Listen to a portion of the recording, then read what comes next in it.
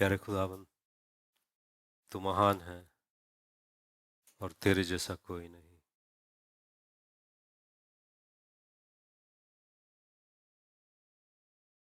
यीशु मसीह तेरा धन्यवाद करते हैं। अगर आप सलीब पर हमारे खातिर ना मरते, हम अभी भी खोए हुए और भटके हुए लोग और नरक की ओर जाने वाले लोगों में शामिल होते। तेरा अनुग्रह, तेरा फजल, सिर्फ और सिर्फ तेरा प्यार हमें बचाया है। इस वक्त तेरे वचन से हमसे बातें कर। यीशु मसीह के नाम से हम प्रार्थना करते हैं, आमीन।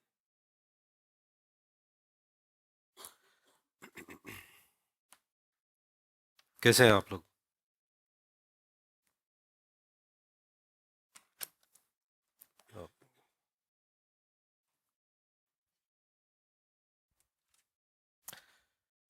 प्रेरितों की पत्री, प्रेरितों की पत्री 4 अध्याय।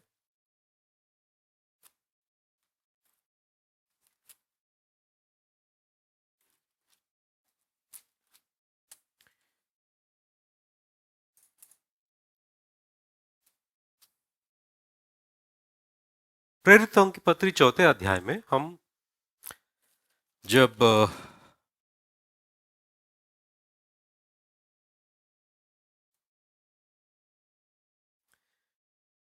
30वें वचन से जब हम पढ़ते हैं, 31 वचन से, जब वे प्रार्थना कर चुके थे तो वहां स्थान जहां वे इकट्ठे थे हिल गया। हम उस वक्त की बात कर रहे हैं कि जब पतरस और दूसरे प्रेरित उनको आ, महायाजक और सारे लोगों ने ये कहा कि आप आगे से यीशु मसीह के नाम से प्रचार नहीं करोगे। उनको धमकाया गया था, उनको आ, उनको डराया गया था, सताया गया था। मगर वहां से छुटकर जब ये दूसरे साथियों के पास आ गए, प्रेरित जो हैं, और वो उन सारे लोगों के साथ में उन्होंने प्रार्थना किया और प्रार्थना में उन्होंने कहा कि हे परमेश्वर, उनकी धमकियों को देख और अपने दासों को यह वरदान दे कि तेरा वचन बड़े हियाव से सुनाए। चंगा करने के लिए तू अपना हाथ बढ़ा कि चिन्ह और अद्भुत काम तेरे पवित्र सेवक यीशु के नाम से किए जाए। जब इन्होंने इस तरह से प्रार्थना की, 31 वचन में जो देखते हैं कि जब वे प्रार्थना कर चुके तो वहां स्थान जहां वे इकट्ठे थे हिल गया। फिर क्या हुआ? और वे सब पवित्र आत्मा से परिपूर्ण हो गए। सब लोग वहां पर जो प्रार्थना कर रहे थे वो लोग पवित्र आत्मा से भर गए, पवित्र आत्मा से भर गए। और वे वहां पर लिखा है कि और परमेश्वर का वचन हियाव से सुनाते रहे। दो बातें हुई। क्या हुई? वो पवित्र आत्मा से भर गए और परमेश्वर का वचन हियाव से सुनाते रहे। और आगे देखते हैं कि विश्वास करने वालों की मंडली एक चित्त और एक मन की थी, यहां तक कि कोई भी अपनी संपत्ति अपनी नहीं कहता था, परंतु सब कुछ साझे में था। प्रेरित बड़ी सामर्थ्य से प्रभु यीशु के जी उठने की गवाही देते रहे और उन सब पर बड़ा बड़ा अनुग्रह था। उनमें कोई भी दरिद्र ना था। क्यों? क्योंकि जिनके पास भूमि या घर थे वे उनको बेच बेच कर बिकी हुई वस्तुओं का दाम लाते और उसे प्रेरितों के पांवों पर रखते थे। और जैसे जैसे आवश्यकता होती थी उसके अनुसार हर एक को बांट दिया करते थे। यूसुफ नाम साइप्रस का एक लेवी था जिसका नाम प्रेरितों ने बरनबास अर्थात शांति का पुत्र रखा था। उसकी कुछ भूमि थी जिसे उसने बेच और दाम के रुपए लाकर प्रेरितों के पांवों पर रख दिया। जब हम ये सारे बातों को देखते हैं, एक तरफ ऐसा हो रहा है कि ये लोग पवित्र आत्मा से भर गए और परमेश्वर के वचन को, परमेश्वर के यीशु मसीह के जी उठने के बारे में गवाही दे रहे थे। एक तरफ लोगों को बता रहे थे कि यीशु मसीह पर विश्वास करने से आपके गुनाहों की माफी मिलेगी। और जैसे एक तरफ ये सब कुछ हो रहा था और दूसरे तरफ लोगों की उदारता इतनी बढ़ गई कि सब कुछ बेचकर उनके पास जो है गरीब, उनके मंडली में जितने लोग भी गरीब हैं, जिनके भी जरूरतें हैं, उनके जरूरतों को दे रहे थे। जब हम इन सारे बातों को देखते हैं, वहां पर ऐसा लगता है कि रिवाइवल को क्या कहते हैं? रिवाइवल, एक आत्मिक बढ़ोतरी हो रही थी। आत्मिक रीति से वहां एक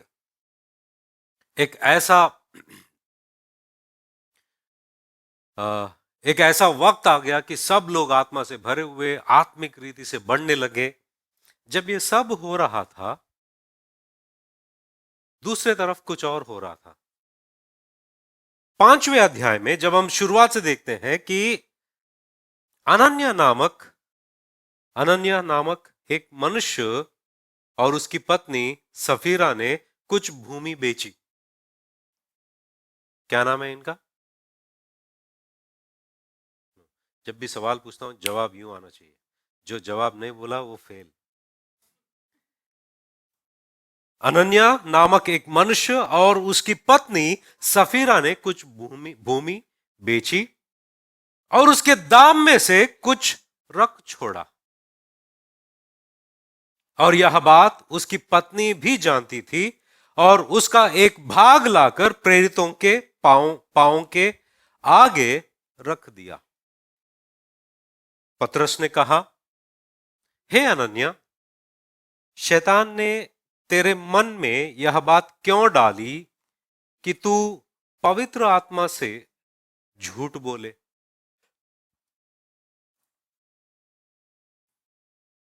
और भूमि के दाम में से कुछ रख छोड़े? जब तक वह तेरा पास रही क्या तेरी ना थी? और जब बिक गई तो क्या तेरे वश में ना थी? तूने यह बात अपने मन में क्यों विचारी? तू मनुष्यों से नहीं परंतु परमेश्वर से झूठ बोला है। ये बातें सुनते ही हनन्या गिर पड़ा और प्राण छोड़ दिया और सब सुनने वालों पर बड़ा भय छा गया। फिर जवानों ने उठकर उसकी अर्थी बनाई और बाहर ले जाकर गाड़ दिया। लगभग 3 घंटे के बाद उसकी पत्नी जो कुछ हुआ था ना जानकर भीतर आई। तब पतरस ने उससे कहा, मुझे बता, क्या तुमने वह भूमि इतने ही में बेची थी? उसने कहा, हाँ, इतने में ही।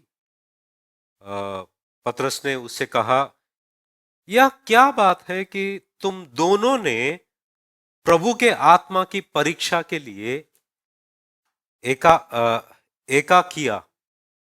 देख, तेरे पति के गाड़ने वाले द्वार ही पर खड़े हैं और तुझे भी बाहर ले जाएंगे। तब वह तुरंत उसके पांवों पर गिर पड़ी और प्राण छोड़ दिए।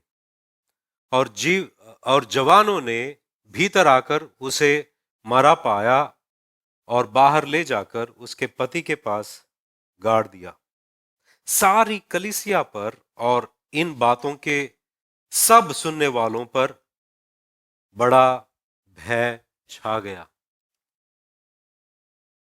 यहां पर 31 वचन से लेकर यहां तक देखते हैं, 2 वाक्यों को दिखाई देता है। दो ऐसे बातों को हम देखते हैं कि एक तरफ भलाई हो रहा है, अच्छा हो रहा है, आत्मिक उन्नति हो रही है, और उन्हीं के बीच में एक चीज ऐसा भी हुआ है। अगर कोई चाहे तो उस जमाने में ये बात को छिपा सकता था, नहीं नहीं हमारे कलीसिया में ऐसा कुछ होता नहीं, सब ठीक चलता है, सब अच्छा होता है। मगर लूका ने जो बातें थी वैसे ही उन्होंने लिखा है, ताकि लोगों को पता चले और सारी मंडली सीखे कि क्या हुआ था उस वक्त। यहां पर जब हम देखते हैं कि ये जो हनन्या और उसकी पत्नी है, जब भूमि उनके पास थी, उनकी मर्जी थी, जब उन्होंने बेचा, उनकी मर्जी थी, जितना वो परमेश्वर के लिए देना चाहते थे वो दे सकते थे। और वो कह सकता था कि हमारी भूमि है, हमने इतने में बेचा है, मगर इतने में से इतना हिस्सा हम परमेश्वर को देना चाहते हैं, ये सब बताकर कर सकते थे। मगर हनन्या को एक नाम चाहिए था। वो नाम ये था कि इन्होंने सब कुछ दिया है। क्या? सब कुछ दिया, उन्होंने सब कुछ दिया, उन्होंने सब कुछ दिया, उन्होंने सब कुछ दिया। हमको भी नाम चाहिए, मगर हमको सब कुछ देना नहीं है, सिर्फ आधा ही देना है, मगर नाम तो सब कुछ दिया ये चाहिए। तो कैसे करें? हम बोले, झूठ बोलेंगे हम लोग। पत्नी से मिलकर पहली बार हम देखते हैं कि पत्नी पति से सहमत है। इधर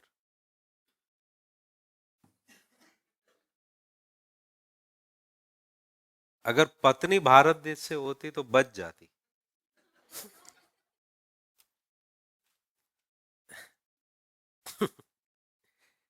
तो वो दोनों लोग डिसाइड किए, रूम में किए, देखो हमको नाम चाहिए, पूरा दिया। अगर हमको पूरा नहीं देना है तो हम झूठ बोलते हैं, हम ये करते हैं कि इतने में ही बिका, और वो जैसा बिका सब पैसा लाके हमको दिया, आपको दिया है, सब दिया है, वो नाम चाहिए।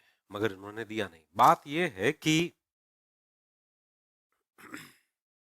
जब हम इस बात को पढ़ते हैं, हे हनन्या, शैतान ने तेरे मन में यह बात क्यों डाली।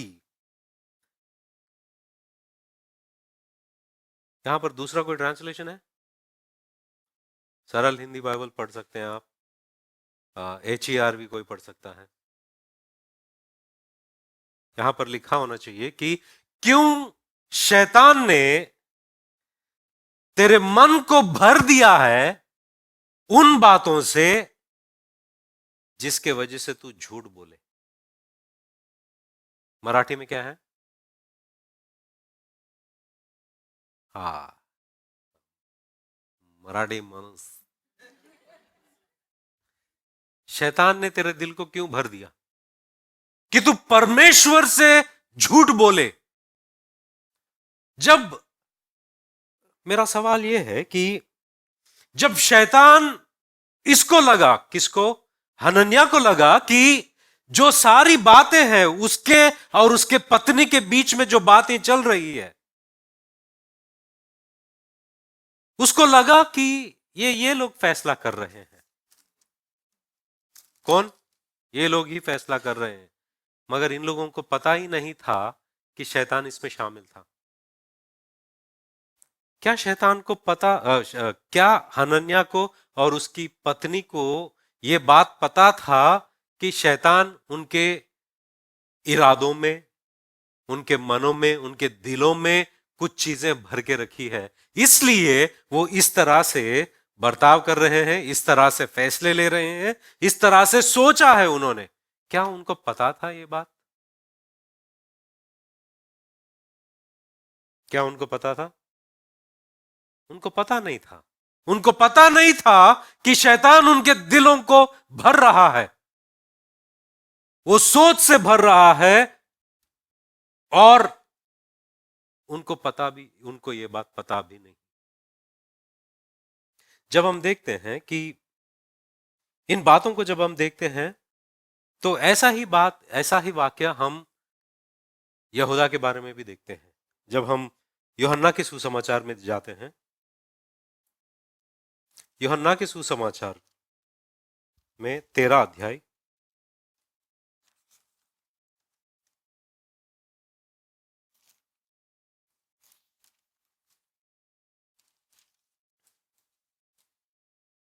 पहला, दूसरा और तीसरा वचन पढ़ते हैं। वहां पर यह लिखा है कि फसह के पर्व से पहले जब यीशु ने जान लिया कि मेरी वह घड़ी आ पहुंची है कि जगत छोड़कर पिता के पास जाऊं, तो अपने लोगों से जो जगत में थे जैसा प्रेम वह रखता था, अंत तक वैसा ही प्रेम रखता रहा। जब शैतान शमौन के पुत्र यहूदा इस्करियोती के मन में यह डाल चुका था कि उसे पकड़वाए, शैतान ने किसके मन में? यहूदा के मन में क्या डाला? ये बात को डाल चुका था कि उसे पकड़वाए। तो भोजन के समय यीशु ने यह जानकर कि यहां पर जब हम देखते हैं तीसरे वचन में, उससे पहले जाकर यहूदा ने महायाजक से और सारे लोगों से बातें की और कहा कि देखो, मैं यीशु मसीह को पकड़वा दूंगा, आप लोगों को मैं पकड़वा के दूंगा, मुझे क्या मिलेगा? उसने ऑलरेडी डील कर लिया है। अच्छा ठीक है, आपको 30 चांदी के सिक्के देंगे हम, वो डील कर लिया है। मगर वो नहीं जानता कि उसके मन को किसने भर दिया। क्या यहूदा जानता था कि ये उसके साथ में इस तरह से हो रहा है, शैतान उसके दिल को भर रहा है? क्या यहूदा जानता था? क्या हननियास जानता था कि उसके मन को शैतान भर रहा है? क्या आप जानते हो? क्या आप जानते हो कि आपका दिल कौन भर रहा है?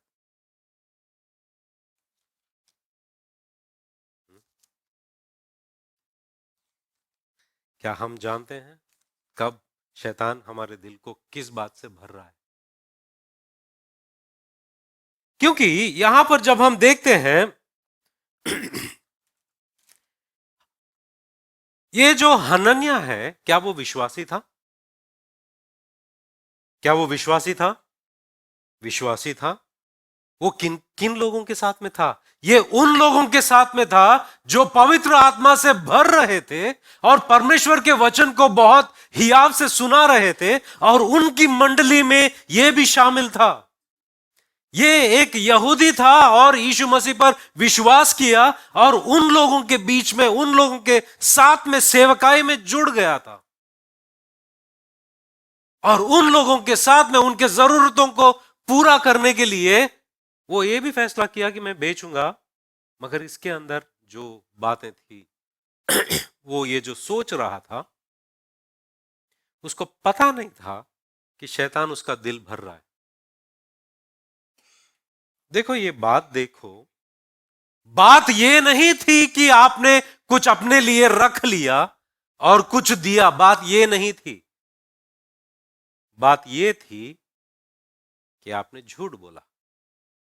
जब यहां पर हम वो बात को देखते हैं कि अपने लिए रख छोड़ा है, वो शब्द, वही शब्द पुराने नियम में आकान नाम का एक व्यक्ति था जो यरीहो से जो कुछ भी लिया गया था वो परमेश्वर के लिए भेंट थी, मगर उसने अपने लिए कुछ रख छोड़ा।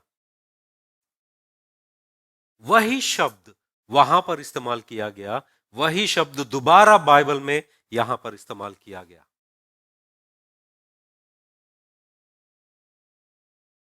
मुझे पता नहीं कि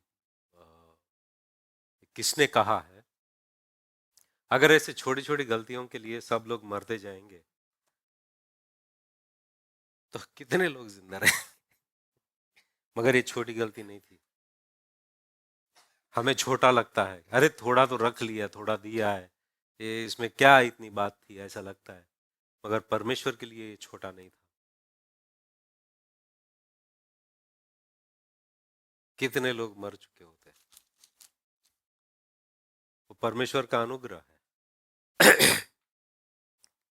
बात सोचो, उन सारी मंडली में उन लोग के साथ में था, उन लोग के साथ में रहते हुए यहां पर लूका जो है, जो प्रेरितों की पत्री लिखा है, वो दो बातों को और उनके बीच में जो भिन्नता है वो दिखा रहा था। एक तरफ पवित्र आत्मा से भरकर कोई सच बोल रहा है, परमेश्वर के वचन को बोल रहा है, कोई शैतान से भरकर झूठ बोल रहा है। राइट? एक कॉन्ट्रास्ट दिखाने की कोशिश कर रहा है लूका, और ये बता रहा है कि एक तरफ अच्छा हो रहा था, उस अच्छाई के बीच में शैतान कुछ बोना चाहता है, शैतान कुछ ऐसा लाना चाहता है कि उस मंडली के बुनियाद को वो तोड़ना चाहता है। और यहां पर हम देखते हैं यहूदा जो है वो हमेशा पैसों का बैग उसके पास हुआ करता था, और वचन कहता है कि वो चोर था। मतलब जो यीशु मसीह और चेलों के जो भी पैसे थे उसमें रखा गया था और उधर से वो चुराता था। कुछ लोग कहते हैं कि अरे वो एक्चुअली क्या था ना कि यहूदा इस्करियोत ने सोचा कि यीशु मसीह तो महान है, उसको कोई भी पकड़ेंगे तो अपने चिन्ह और चमत्कार से खुद बच जाएंगे, तो एक काम करते हैं, इसका फायदा उठाते हुए मैं जाता हूं उन लोगों के पास और कहता हूं कि यीशु मसीह को मैं पकड़वाता हूं, मुझे क्या दोगे? वो पैसे देंगे। अगर वो लोग यीशु मसीह को पकड़ भी लेंगे, यीशु मसीह खुद अपने चिन्ह और चमत्कारों की ताकत से वो छूट जाएंगे। विन विन, मतलब मुझे पैसा भी मिलेगा, यीशु मसीह छूट भी जाएंगे। मगर ऐसा नहीं हुआ। जब उसने उनके ऊपर दंड की आज्ञा दी गई थी, जब उनको मौत की ओर ले जा रहा था, उसको लगा रही है मैंने क्या कर दिया। मतलब ये एक सोच है। कुछ बाइबल के थियोलॉजियंस हैं, वो इस तरह से सोचते हैं, शायद ऐसा सोचा होगा। वचन ये भी कहता है कि वो पहले से वो क्या करेगा, वो उसका अंत कहां होगा, क्या है, वो सब निर्धारित किया गया है। मगर यहां पर हम ये देखते हैं कि शैतान हनन्याह के दिल को भर दिया झूठ बोलने के लिए। हम यहां पर यह बात नहीं कर रहे हैं कि फाइनेंसेस क्या है, मतलब किस क्षेत्र की बात हो रही है, क्या है, इनकी बात नहीं, मगर हम ये देख रहे हैं कि शैतान क्या कर रहा है।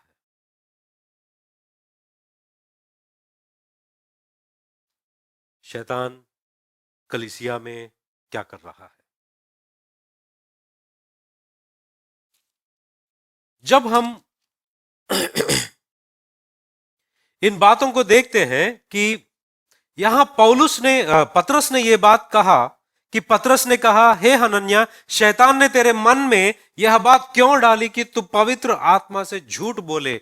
हनन्याह को लगा कि वो लोगों को उल्लू बना रहा है, कलीसिया को उल्लू बना रहा है,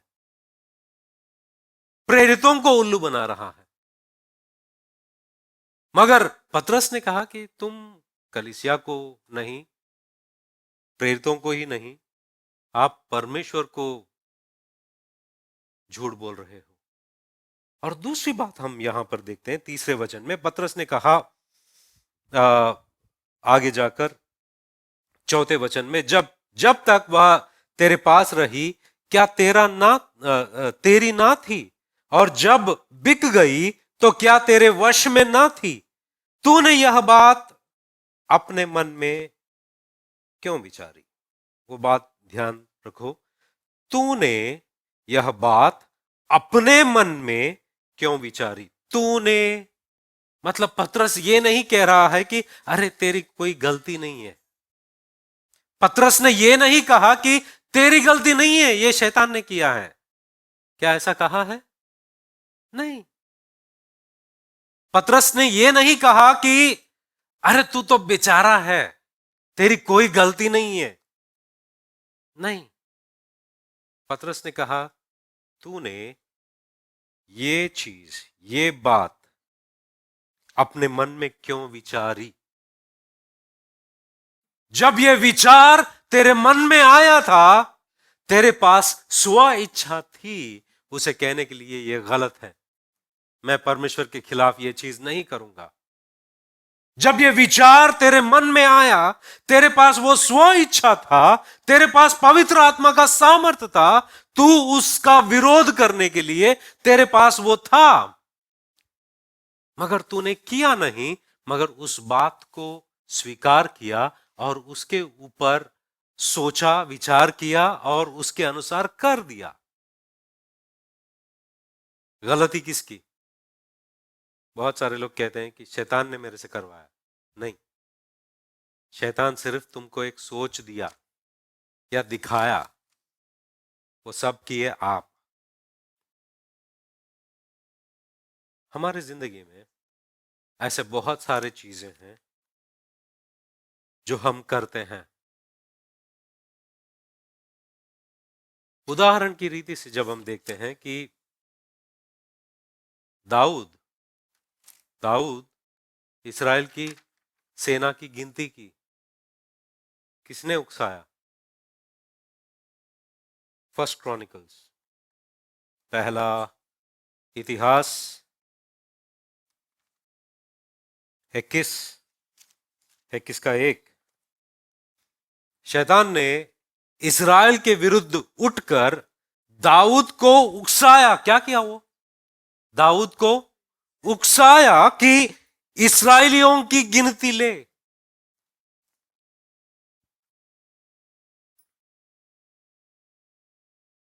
तो सवाल मेरा यह है कि हनन्याह के साथ जब ये सब कुछ हो रहा था, क्या हनन्याह जानता था कि शैतान उसके मन को किस चीजों से भर रहा है? जब यहूदा जो काम कर रहा था, क्या उसको पता था कि उसके मन को किसने किस चीज से भरा है? जब दाऊद गिनती कर रहा था, क्या उसे पता था किस वजह से वो गिनती कर रहा है? जब पतरस यीशु मसीह को बाजू में ले जाकर कह रहा था कि ये तुझसे दूर हो जाए, यीशु मसीह ने कहा हम यरूशलेम जा रहे हैं, यरूशलेम में मेरे साथ ऐसा ऐसा होने वाला है। जब उन्होंने ये बातों को कही, पतरस ने उनको बाजू लेके जा कहता है कि ये तुमसे दूर हो जाए, ये हरगिज तुम्हारे जिंदगी में हो ना हो। जब यीशु मसीह ने कहा है शैतान तू मेरे get thee behind me Satan, Hindi में क्या है? पीछे पीछे निकल, पीछे हो ले। तू इंसानों की बात ही जानता है, परमेश्वर की बातों को नहीं जानता है। क्या पतरस को पता था कि जब वो बातों को कह रहा था, किसके उकसाने से वो कह रहा था? किसने उसके दिल को भर दिया? क्या एक विश्वासी के जिंदगी में ऐसा हो सकता है? यहां पर एक बात को मैं समझाने की कोशिश कर रहा हूं कि जब हमारा जो स्वभाव है, पापी स्वभाव जो है, अगर वो स्वभाव बदलता नहीं जाता, अगर हमारा पापी स्वभाव यीशु मसीह के स्वभाव में नहीं बदलता, शैतान हमारे पापी स्वभाव को उन सारे चीजों से भरते रहेगा ताकि हम उसकी इच्छा को पूरी करें। हमारा स्वभाव जो है, शैतान हमारे पापी स्वभाव से वो बातचीत करते रहता है। हमारे अंदर वो सोच भेजता है, उन बातों को मन में डालता है, और पता नहीं हम क्यों किसी से नफरत करने लगेंगे, पता नहीं क्यों किसी के वजह से जलन महसूस करेंगे, पता नहीं क्यों किसी को माफ नहीं कर सकते, पता नहीं क्यों हमारी जिंदगी में बहुत कुछ होते रहता है, हमें पता नहीं क्यों, मगर हम वो सब करते रहते हैं। हमारे दिल में जो कठोरता होती है या पाप का स्वभाव होता है, पता नहीं, मगर हमारा दिल उन बातों से भर जाता है। मगर अब पता है कि वो सब कौन डालता है। जैसे जैसे आप मसीह के शक्ल में, मसीह के स्वभाव में बदलते जाओगे, जितना आप बदलते रहोगे, उतना शैतान को कम मौके मिलते रहेंगे कि आपके जिंदगी में, आपके सोच और विचारों में इन बातों को डाले। एक इंसान की जिंदगी में बहुत सारे क्षेत्र होते हैं, उन क्षेत्रों में वो कहीं से भी कोई भी सोच डाल सकता है ताकि आपको गिराने के लिए, आपको परमेश्वर से दूर करने के लिए, अलग करने के लिए, आपका संबंध कलीसिया में दूसरों के साथ ठीक ना हो, आपको उकसा सकता है। आपका संबंध परमेश्वर के साथ ठीक ना हो, आपके जरिए उन कामों को करवाता है वो, ताकि आपकी विश्वास की जिंदगी में उन्नति ना हो। जैसा जैसा आपका स्वभाव परमेश्वर के इच्छा के अनुसार यीशु मसीह के नाई बदलते रहेगा, उसको कम स्थान मिलने लगेगा। एक एक क्षेत्र में जहां पर आप मसीह की तरह बदलते रहोगे, वो क्षेत्र में उसकी पकड़ जो है वो कमजोर होती जाएगी।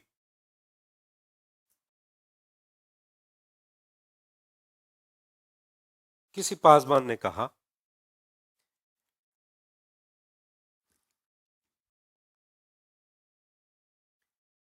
कभी आपने किसी के ऑफिस में घुसे? अगर कोई शैतान के ऑफिस में घुस जाए छुपके से, उसका ऑफिस इतना बड़ा है और उसके ऑफिस में बहुत सारे फाइल्स हैं। क्या है? फाइल्स हैं। और वो फाइल पर एक एक इंसान का नाम है। जब आप उनके ऑफिस में घुसोगे और देखोगे बहुत सारे फाइल हैं और एक फाइल रहेगा आपके नाम से, और वो फाइल निकालोगे, देखोगे नाम ये है, इसका जन्म फलाना टाइम पर हुआ है,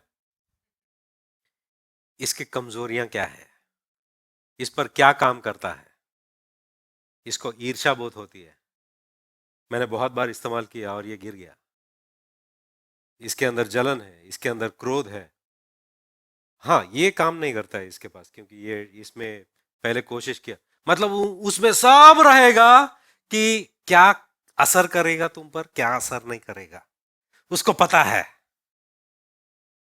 तुम्हारा फोल्डर है, तुम्हारा फाइल है। क्यों? वो जानता है मेरा भी फाइल होगा उसके पास, वो मेरे बारे में भी जानता है कि ये है ना, इनका प्रॉब्लम ये है, ये प्रॉब्लम है, ये नहीं इस्तेमाल कर सकते इनके ऊपर, हाँ ये कर सकते हैं। अगर आप यीशु मसीह को स्वीकार करने के बाद में आत्मिक रीति से बढ़ते नहीं रहोगे, आपका स्वभाव बदलता नहीं रहेगा, तो उन क्षेत्रों में उसके पास बहुत सारे क्षेत्र है आपके जिंदगी के लिए कि वो कहीं से भी कुछ भी कभी भी डाल सकता है।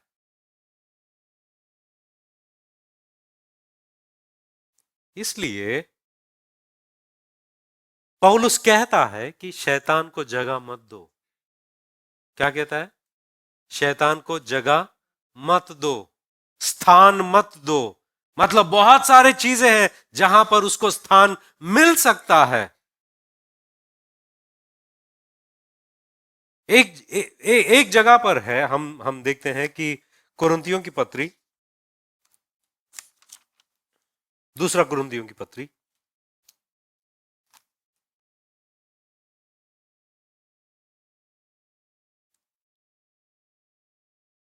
दूसरा अध्याय,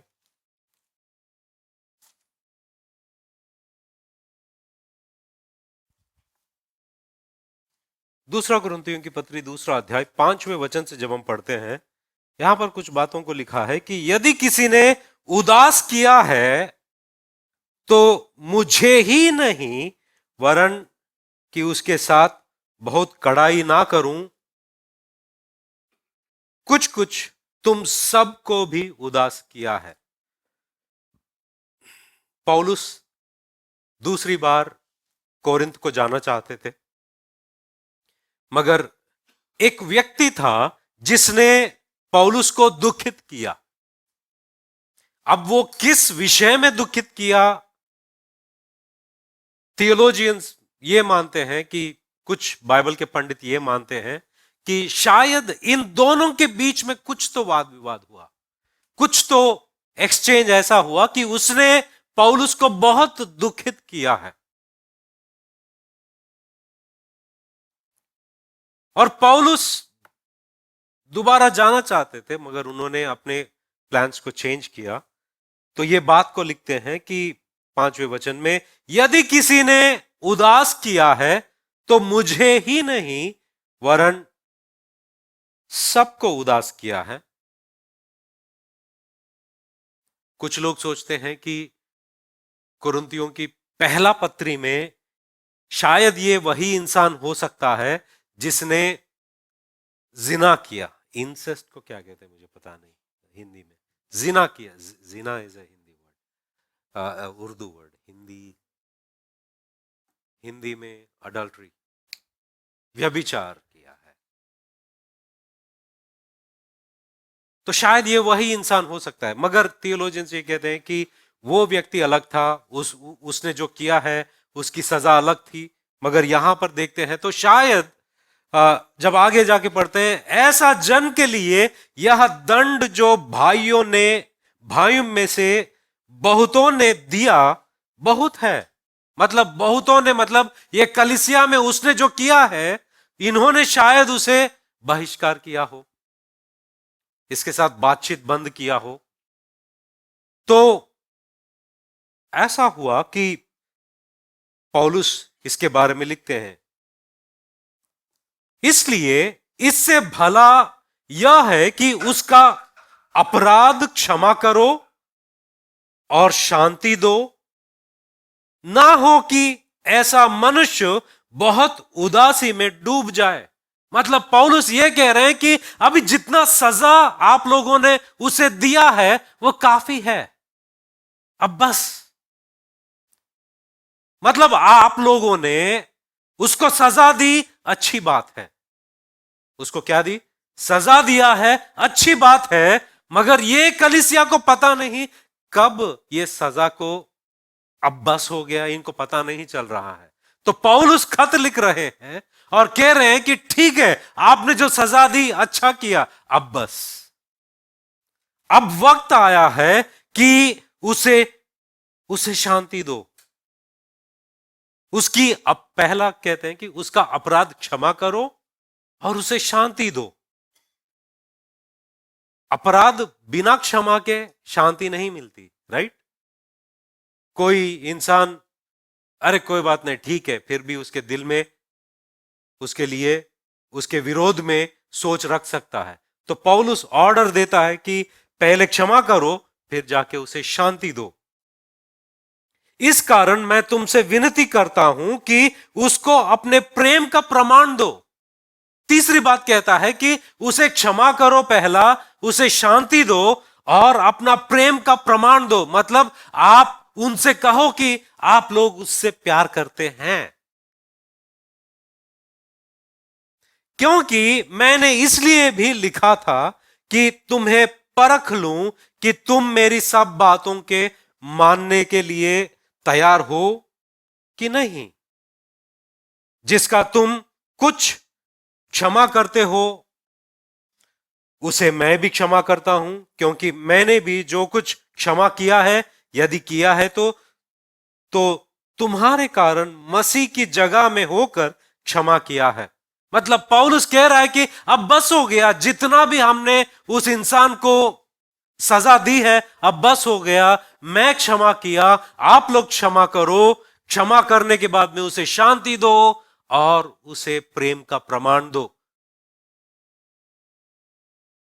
पौलुस क्यों कह रहा है? 11 वचन में वो लिख रहा है कि शैतान का हम पर दाव ना चले। मतलब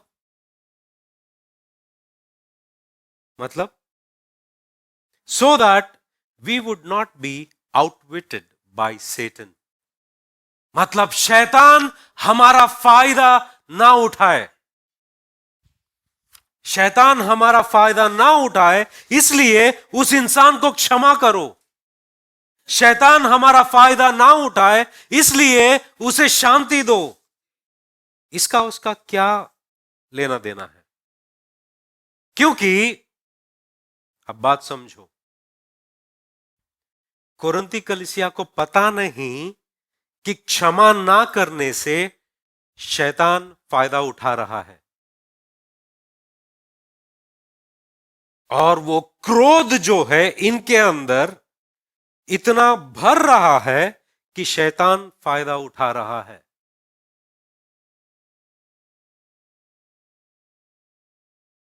यहां पर पौलुस ये कहना चाहता है कि इन पूरे वाक्यों में जब हम देखते हैं, पौलुस कहता है कि शैतान का हम पर दाव ना चले, क्योंकि हम उसकी युक्तियों से अनजान नहीं।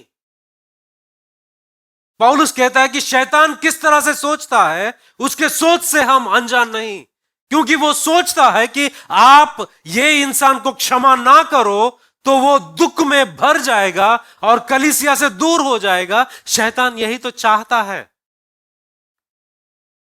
शैतान ये भी चाहेगा कि आप उसे सही करो ही नहीं। दो तरह के हैं, अगर कोई गलती करता है उसे आप सजा नहीं दोगे तो भी शैतान जीतता है। अगर कोई गलती करने पर सजा मिलती है वो ठीक है, मगर जब सजा को ज्यादा खींचते हो तब भी शैतान को फायदा होता है। समझ रहे हो? इस बात को और अच्छी तरीके से पौलुस समझाता है एफेसियों की पत्री 4 अध्याय।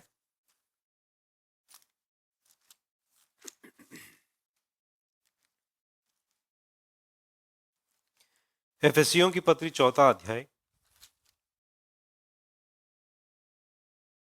26वां वचन देखो। क्रोध तो करो पर पाप मत करो। क्या? क्रोध करो, पाप मत करो, सूर्य अस्त होने तक तुम्हारा क्रोध ना रहे। और अगला वचन देखो, और ना शैतान को अवसर दो। मतलब क्रोध ना करोगे तो भी शैतान को अवसर दोगे, और क्रोध करते ही रहोगे तो भी शैतान को अवसर दोगे। ये दो एक्सट्रीम्स हैं। पौलुस कहता है कोरिन्थी लोगों को कि जो इंसान हम सब लोगों को दुखित किया है उस पर अगर सजा आप लोग सुनाते नहीं तो भी शैतान जीतेगा। तो इसलिए क्रोध करना जरूरी है, मगर कब तक करना वो भी जरूरी है। मगर क्योंकि इन दोनों से विपरीत कुछ भी होता है शैतान उसका फायदा उठाता है। हनन्या जो है वो इस बात को नहीं, इस बात से अनजान था, क्योंकि उसका पाप स्वभाव जो है उससे शैतान बातचीत कर रहा था और उसे पता नहीं था। कोरिन्थी कलीसिया में गुस्सा जो है उसको और बढ़ाई हो रही थी, ये लोग अनजान थे और शैतान उसका फायदा उठा रहा था।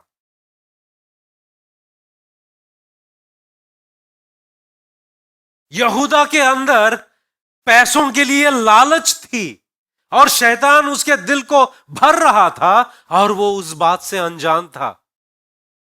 पतरस को स्थान की जरूरत थी, इसलिए यीशु मसीह का जिंदा रहना जरूरी था।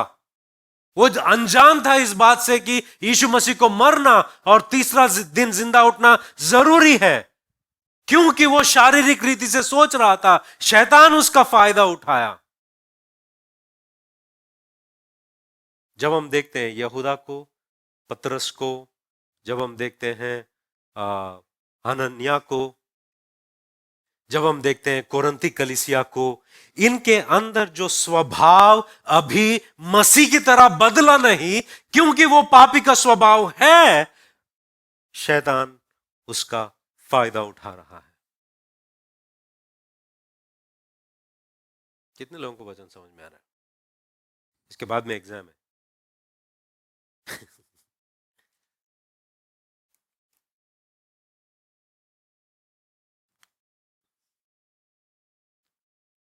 काफी बार शैतान ऐसा है, पौलुस कहता है कि उसके युक्तियों से हम अनजान नहीं। शैतान आपसे झूठ बोलने लगाता है, वो आपके दिलों में वो बातों को डालता है कि आप परमेश्वर के विरोध वो काम करो, परमेश्वर के इच्छा के खिलाफ जाओ। और ये सोच विचार जो है बहुत ही सटल है। सटल मतलब वो दिखकर नहीं आता है कि देखो देखो मैं शैतान हूं, मैं तुम्हारे दिल में ये बात डाल रहा हूं, ऐसा नहीं बोलेगा, आपको पता भी नहीं चलेगा। क्योंकि आपके फोल्डर में कुछ बातें हैं, वो जानता है कि उसको ये सोच डालूंगा तो काम नहीं करेगा, ये सोच डालूंगा तो बहुत बार काम किया है, अभी भी काम करेगा। किस बात से आप बिगड़ जाते हो वो जानता है, किस बात से आप टूट जाते हो वो बात जानता है, किस बात से आप गिर पड़ोगे वो बात जानता है वो, क्योंकि पहले कर चुका है। क्या आपके पास पवित्र आत्मा है? पवित्र आत्मा आपको दिया गया है। क्यों? आप सामर्थी बनने के लिए, जय प्राप्त करने के लिए, जयवंत होने के लिए, उसके साथ लड़ने के लिए। हर बार जब हम देखते हैं कि एफेसियों की पत्री अध्याय 6 में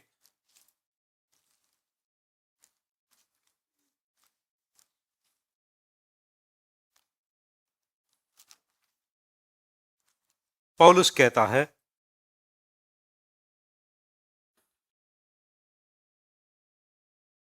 10वां वचन, अध्याय 6 10वां वचन में, इसलिए प्रभु में और उसकी शक्ति के प्रभाव में बलवंत बनो, परमेश्वर के सारे हथियार बांध लो कि तुम शैतान की युक्तियों के सामने खड़े रह सको।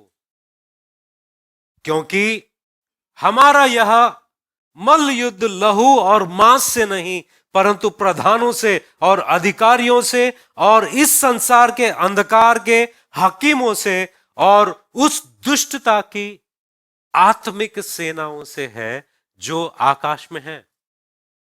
हमारा युद्ध लहू और मांस से नहीं।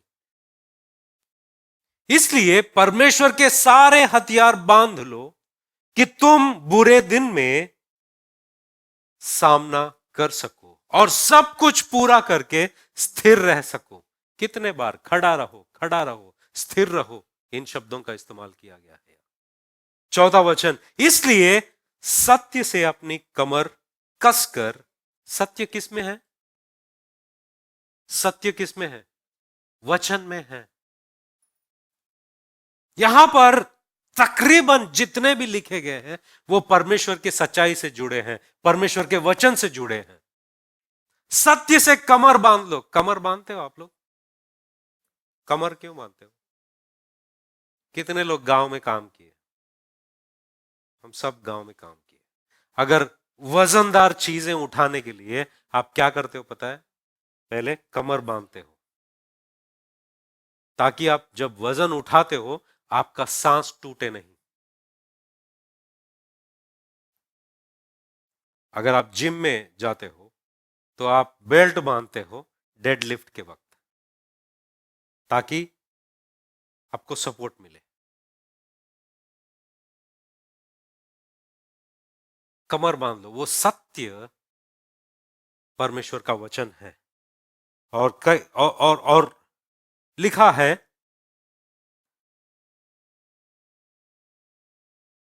सत्य से अपनी कमर कसकर और धार्मिकता की झीलम पहनकर और पांवों में मेल के सुसमाचार का तैयारी के जूते पहनकर और इन सब के साथ विश्वास की ढाल लेकर स्थिर रहो, जिससे तुम उस दुष्ट के सब जलते हुए तीरों को बुझा सको। मतलब दुष्ट जो है आपकी ओर तीर चला रहा है। यीशु मसीह के वक्त भी वो आया और हर चीज यीशु मसीह के सामने डालने लगा, और यीशु मसीह ने कैसे उससे लड़े? वचन से। वचन में ये लिखा है, वचन में ये लिखा है, सच्चाई ये है, परमेश्वर ये कहता है। पहला चीज, जब शैतान आपके दिल में बहुत सारे चीजों को लाता है, भरने की कोशिश करता है। तुम्हारा पहला हथियार है परमेश्वर का वचन। जब परमेश्वर के वचन को जानते हो, आप ये भी जानते हो कि कौन सा विचार परमेश्वर के वचन के अनुसार है, कौन सा विचार दुष्ट का है। आप खुद का न्याय करते रहोगे परमेश्वर के वचन से कि ये इस तरह सोचना गलत है। काफी बार लोग भावनाओं के अनुसार सोचते हैं। मुझे आज ऐसा लगा, मुझे आज वैसा लगा, और उनके फैसले भावनाओं के ऊपर आधारित होते हैं। आपके भावनाओं की कोई स्थिरता नहीं है, वो कभी भी बदल सकते हैं। आपके भावनाएं कभी भी बदल सकते हैं। भावनाएं नहीं, अगर समझो किसी ने आपके पास आकर मेरे बारे में कुछ अच्छी बातें बोली, तो आपका बर्ताव मेरे से अच्छा रहेगा। किसी ने आकर आपको मेरे बारे में कुछ गलत चीजें बोल दी, तो आपका बर्ताव मेरे से का ठीक नहीं रहेगा, और मैं देखते रहूंगा ये इसको क्या हो गया।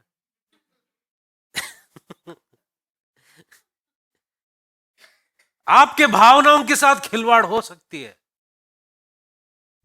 मगर परमेश्वर का वचन कभी बदलता नहीं।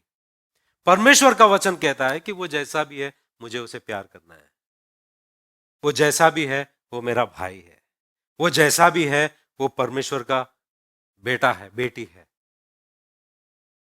परमेश्वर का वचन बदलता नहीं, इंसानों का बदलता है। अगर इंसानों के बातों पर लेकर आप लोगों से बर्ताव करोगे, आप कभी किसी के साथ कोई अच्छा संबंध नहीं रख पाओगे। पहला चीज परमेश्वर का वचन। परमेश्वर का वचन के ऊपर आपके सोच विचार सब कुछ आधारित होनी चाहिए। परमेश्वर का वचन के अनुसार आप अपनी खुद का न्याय करोगे, आपके विचारों का न्याय करोगे। हर वो सोच परमेश्वर के सोच के बाहर जाती है, उसे खींच कर लाते हो, और मसीह के बड़ी से मसीह के बंधुआई में आप उसे उसके अधीन करते हो। यीशु मसीह के अधीन लाते हो हर सोच विचार, हर भावनाएं। परमेश्वर का वचन। दूसरा जो है आपका स्वभाव। क्या आपका स्वभाव, आप इस बात से आप ये बात को गंभीरता से लेते हो कि आपका स्वभाव मसीह के स्वभाव में बदल रहा है या नहीं? क्योंकि जैसा जैसा आपका स्वभाव बदलता नहीं है, शैतान के लिए बहुत सारे अवसर हैं, बहुत सारे अवसर उसके लिए खुले हुए हैं, क्योंकि आपका स्वभाव बदला नहीं। शैतान के फोल्डर में वो जो उसके युक्तियां हैं उसका कैंसिल होना जरूरी है। पहले ये बहुत काम करता था इसके ऊपर, अब ये काम नहीं कर रहा है। पहले ये काम करता था, अभी काम नहीं कर रहा है। अरे इसका लिस्ट बहुत कम होते रहा है।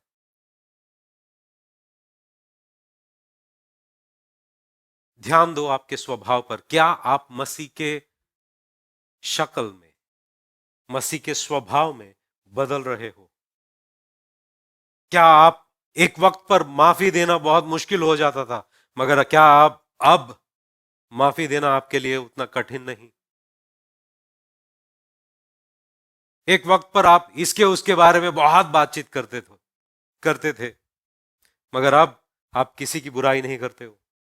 क्या ये लिस्ट कम होती है तुम्हारे जिंदगी में कि नहीं? आप मसीह की तरफ बदल रहे हो? आपका स्वभाव कैसा है? पहला, परमेश्वर का वचन, आपका भीतरी मनुष्यत्व, उसका स्वभाव। तीसरा जो है एक्सट्रीम्स, विपरीत सोच को देखो। जैसे कुरिन्थियों की पत्री में जब हम देखते हैं, ये ऐसा नहीं कि इन्होंने उसको सजा नहीं दी, वो इंसान को सजा दी है। सजा ना देना एक विपरीत है, सजा देकर उसको बहुत खींचना वो भी एक विपरीत है। क्या आप अपने जिंदगी में कोई अनुशासन लाते हो या नहीं?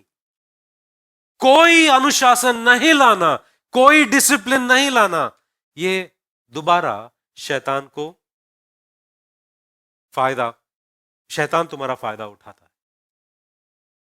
और इतना अनुशासन कि आप अनुग्रह भी नहीं जानते हो।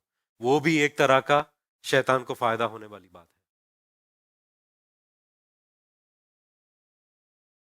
शैतान ऐसा है कि आपसे गुनाह करवाएगा और आपके ऊपर दोष लगाते रहेगा सुबह से शाम तक, ताकि आप परमेश्वर से दूर रहो। वो करवाएगा आपसे और सुबह से शाम तक आपके ऊपर दोष लगाते रहेगा। उसकी युक्ति है, वो उसकी सोच है, वो उस तरह सोचता है। आपके सोच और विचार पर नियंत्रण लाओ कि हर सोच हर विचार क्या परमेश्वर के वचन के अनुसार है या नहीं। अगर वो नहीं तो उसके बारे में सोचना बंद करो। आपके सोच विचार जो है परमेश्वर के ऊपर मोड़ो।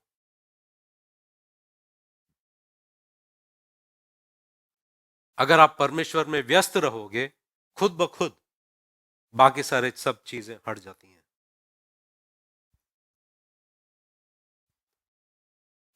हम शैतान के युक्तियों को जानते हैं, क्योंकि शैतान क्या करता है पता है। दूसरा तीमुथियुस की पत्री 2 अध्याय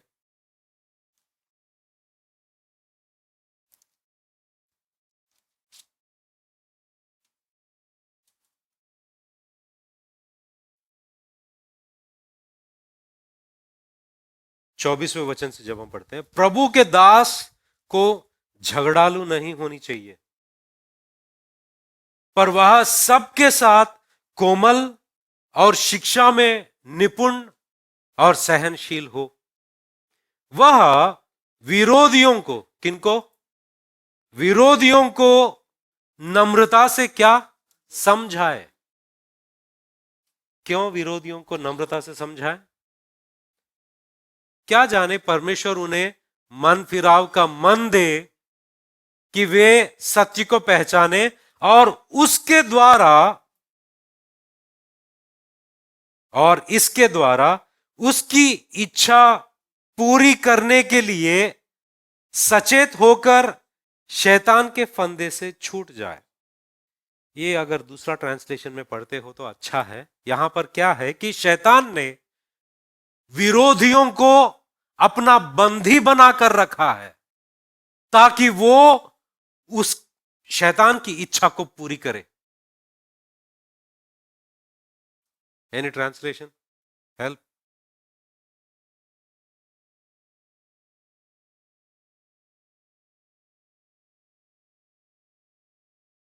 ठीक है, आप दूसरा यू वर्जन अगर आपके पास है तो हिंदी के 7 ट्रांसलेशन है। कभी कभी वो ट्रांसलेशन को पढ़ा कीजिए, मतलब दूसरे ट्रांसलेशन में क्या लिखा है, हिंदी के ही मगर अलग अलग। वहां पर यह लिखा है कि अगर मैं अंग्रेजी में पढ़ता हूं, correcting his opponents with gentleness, God may perhaps grant them repentance leading to a knowledge of the truth, and they may come to their senses and escape from the snare of the devil after being captured by him to do his will। मतलब शैतान ने इन सारे लोगों को बंदी बना के मदहोश बना लिया है ताकि ये लोग शैतान की इच्छा को पूरी करे।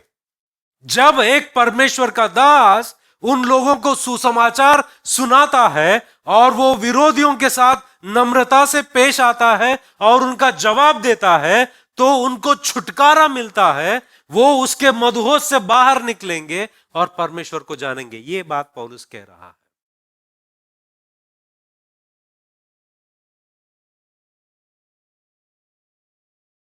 प्रकाशित वाक्य में लिखा है 12:9 में कि वो सारे संसार को धोखा देता है शैतान।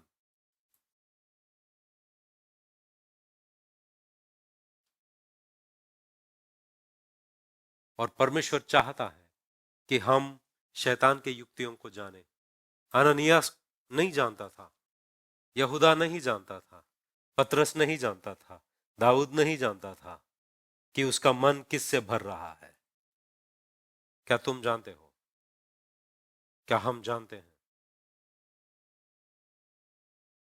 उसके युक्तियों को जानना जरूरी है। शैतान के युक्तियों से वाकिफ रहना जरूरी है। परमेश्वर का वचन जानना है। हमारा स्वभाव मसीह की तरह बनते रहना है। जैसा हम बदलते जाएं वैसा उसे कम स्थान मिलता रहेगा, कि हम उसे स्थान देना बंद करें। आइए प्रार्थना करें।